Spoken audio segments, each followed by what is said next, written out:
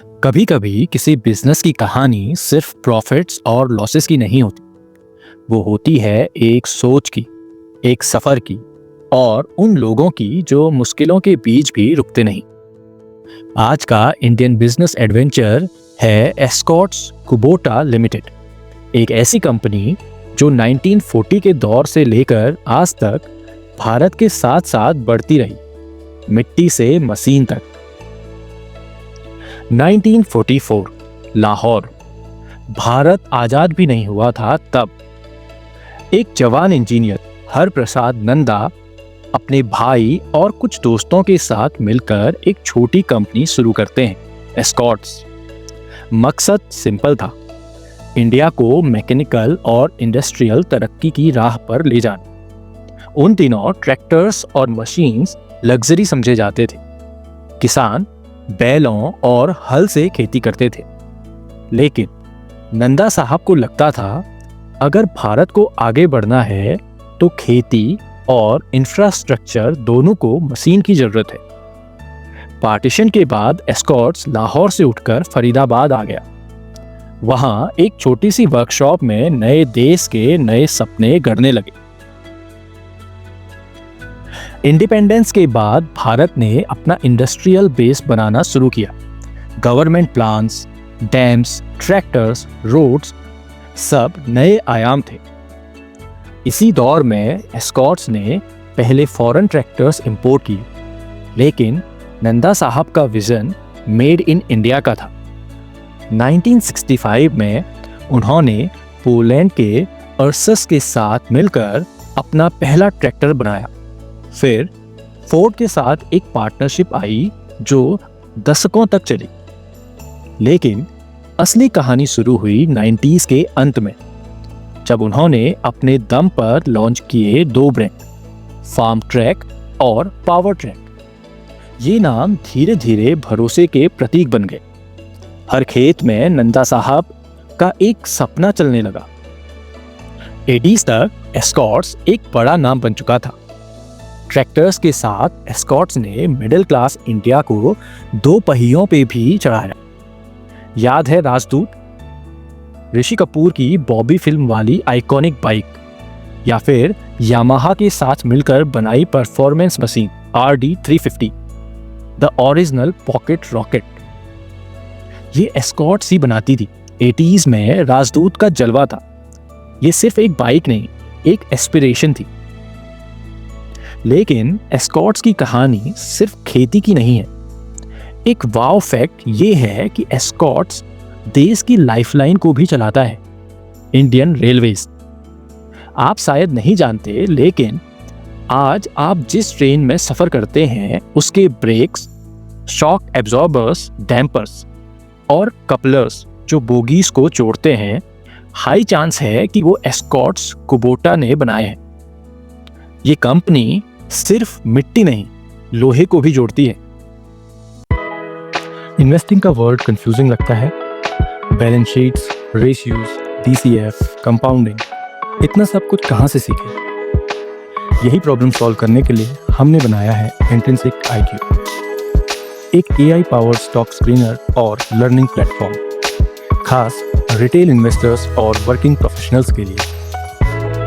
यहाँ आपको मिलेंगे simple explainers of tough investing concepts, बिल्कुल beginner friendly, AI generated stock summaries and detail reports और वैल्यूएशन मॉडल्स जैसे DCF, DDM, Graham, personalised dashboard जहां आप अपना पोर्टफोलियो ट्रैक कर सकते हैं। रिमेंबर, स्टॉक मार्केट में पेशेंस और सही टूल्स ही बनाते हैं वेल्थ। विजिट intrinsiciq.in टुडे और बनाइए अपना इन्वेस्टिंग एज।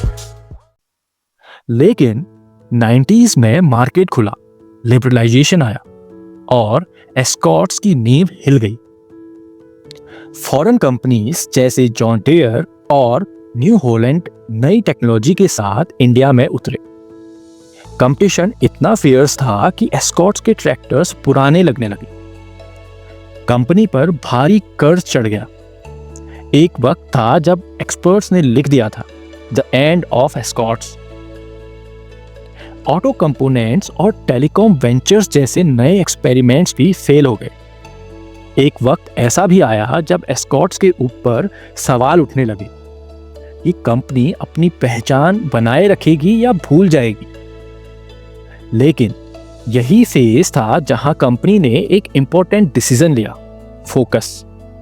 उन्होंने डिसाइड किया, हर बिजनेस हम नहीं करेंगे, जो हम जानते हैं वही करेंगे और बेहतरीन तरीके से करेंगे। और इसमें उन्हें राजदूत जैसे आइकॉनिक ब्रांड्स को भी छोड़ना पड़ा। नए दौर में लीडरशिप का जिम्मा आया राजन नंदा के हाथ। उन्होंने कंपनी को डिसिप्लिन और डायरेक्शन दोनों दिया। स्लोली एस्कॉर्ट्स ने अपने नॉन कोर बिजनेस बेच दिए, कैपिटल और एनर्जी को वापस कोर एरिया में लगाया। ट्रैक्टर्स, कंस्ट्रक्शन इक्विपमेंट और रेलवेज। कंपनी ने क्वालिटी इंप्रूव की, एक्सपोर्ट्स बढ़ाए और फार्मर फाइनेंसिंग और सर्विसिंग पे ध्यान दिया। फिर आई next generation, Nikhil Nanda. Nikhil modernisation और ग्लोबल थिंकिंग लेकर आए। ऑटोमेशन, एफिशिएंसी और पार्टनरशिप्स पे फोकस हुआ। ट्रैक्टर्स को टेक्नोलॉजी इनेबल्ड प्रोडक्ट के रूप में देखा गया और 2014 के बाद कंपनी ने एक नया मोमेंटम पकड़ा। साल 2022, ये साल एस्कॉर्ट्स के इतिहास का सबसे बड़ा टर्निंग पॉइंट था। जापानीज जायंट कुबोटा कॉर्पोरेशन ने एस्कॉर्ट्स में मेजर स्टेक ले लिया। कंपनी का नाम बदल गया, एस्कॉर्ट्स कुबोटा लिमिटेड। कुछ पुराने लोगों ने कहा एक और इंडियन कंपनी बिक गई, लेकिन बिजनेस वर्ल्ड ने कहा ये एक मास्टर स्ट्रोक है। निखिल नंदा ने समझा कि अगला गेम ईवी, प्रिसीजन फार्मिंग और ग्लोबल एक्सपोर्ट्स का है।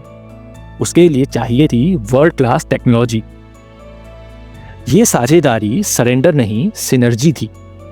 कुबोटा को चाहिए था इंडिया का 80 साल का भरोसा और डिस्ट्रीब्यूशन नेटवर्क। एस्कॉर्ट्स को चाहिए था कुबोटा की ग्लोबल R&D और एक्सपोर्ट मार्केट। एक इंडियन लेगेसी ब्रांड अब एक ग्लोबल पावर हाउस का हिस्सा बन गया।